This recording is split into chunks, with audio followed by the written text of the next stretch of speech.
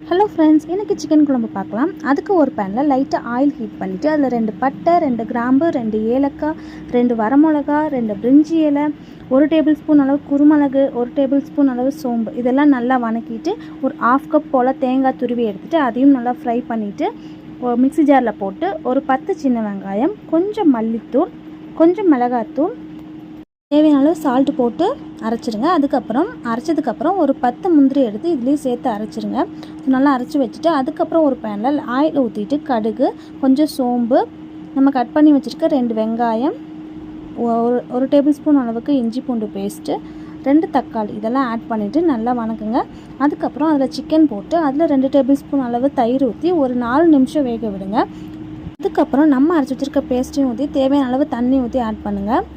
நல்லா கொதி வந்ததுக்கப்புறம் கொத்தமல்லி தழை போட்டு இறக்கிடலாம். நம்மளோட சூப்பரான சிக்கன் கிரேவி ரெடி.